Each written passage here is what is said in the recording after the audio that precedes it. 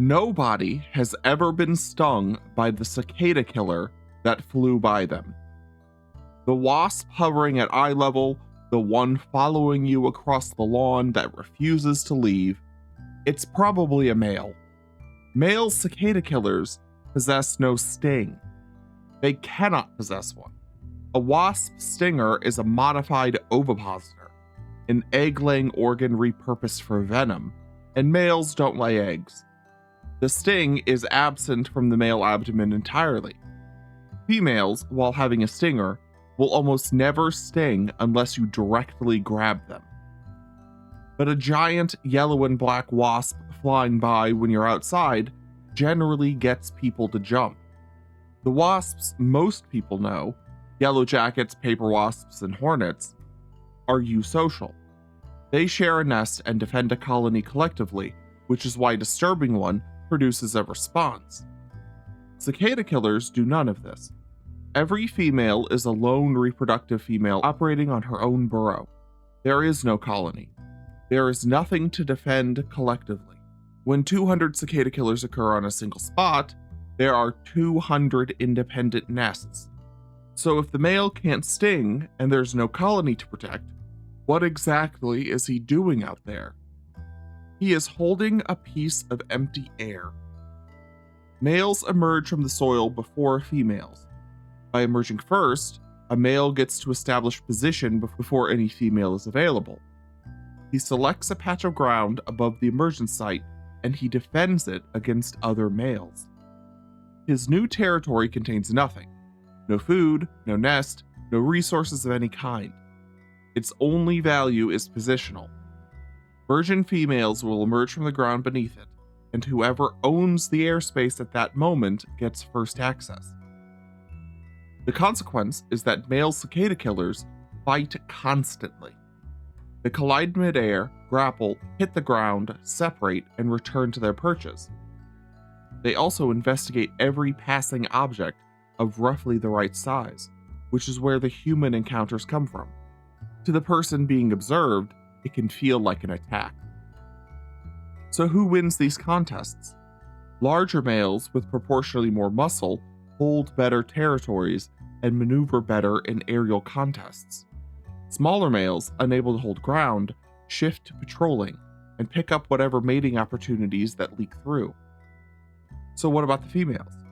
A female cicada killer digs a burrow about a foot deep, with lateral cells branching off the main shaft. She builds the tunnel, but then she needs to fill it. So she turns to hunting, and she hunts in the tree canopy for her prey. She does not kill cicadas. She stings them, and the venom produces a paralysis that is permanent but does not kill. The cicada's nervous system is disabled, but its metabolism continues. It will not move again, and it will not decompose. The prey is stored in her tunnel as living tissue. A larva feeding on a paralyzed insect isn't racing against time. Permanent paralysis without death converts a perishable resource into a stable one, and it is the reason the entire mass provisioning strategy for cicada killers works. The larva hatches within a few days, feeds on the paralyzed cicada over roughly 1 to 2 weeks, and the still living cicada's tissue remains edible during that time. Cicadas are not passive during this hunting process. The wasp and cicada pair frequently tumble out of the canopy together and finish their fights on the ground. But after the female cicada killer has won, she has a new problem: physics. A cicada is heavy. Prey cicadas run close to twice the mass of the wasps trying to carry them. The female has to sting a cicada, hold onto it, and transport it to a burrow entrance that may be tens of meters away and low in the ground. She gets it there through a series of controlled falls. A loaded female climbs, dragging the cicada with her, and then launches into a descending glide toward her burrow. If the glide falls short, she lands, finds another vertical surface, climbs again, and repeats the process. What looks like a struggling insect that keeps crashing is a wasp converting gravity into horizontal distance because its wings can't do the job directly. A single provisioning event like this takes at least an hour and a half. Each cell dug also takes an hour and a half, so each egg she lays represents most of a working day.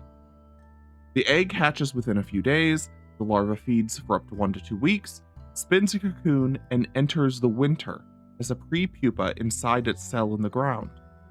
It pupates in the spring, it emerges as an adult in the midsummer, again, males first. The adult phase is short. Males die after mating. Females die once their nests are provisioned and sealed.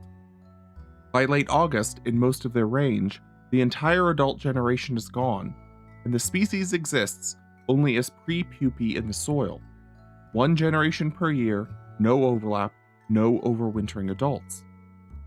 Going back to the adult wasp that freaks people out from the beginning, males have no sting, but they do have a sharp spine at the tip of the abdomen, a pseudo-stinger. No venom, but capable of slicing into a person that grabs hold of them.